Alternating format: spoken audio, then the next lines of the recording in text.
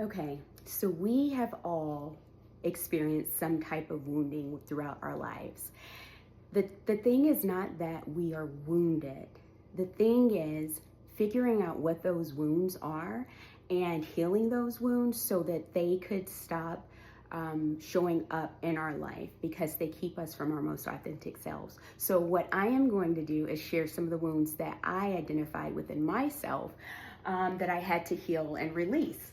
Okay, so the first wound is the abandonment wound. And all of these wounds were wounds that were created within me from a child, okay? So the first wound is the abandonment wound.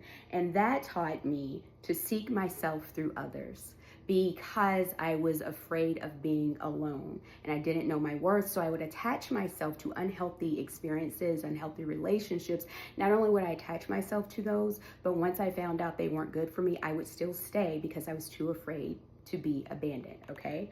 The second wound is the overgiving wound. The overgiving wound taught me that love had to be earned, and love doesn't have to be earned.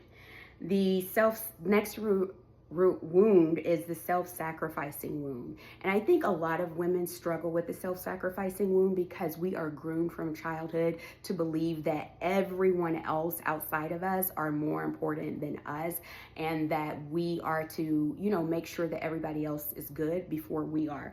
That wound taught me that everyone else needs came before my own. And that's what happens with women, especially when you go into motherhood and being a wife. You put yourself at the bottom just to make sure you're everything to everyone. The next wound is the survivor wound. The survivor wound taught me to stay alert rather than at peace. It had me striving for more, striving to keep up, striving from lack, striving and constantly coming out of myself. And that kept me from peace and kept me from presence, okay? The lack wound, that wound taught me to focus on what was missing instead of what was. And that kept me from having gratitude, which would allow, once we have gratitude, it allows more of what we need to come in. So it acted as a block. The last wound, and is the most powerful wound because it's something I'm still struggling with today, is the fear wound.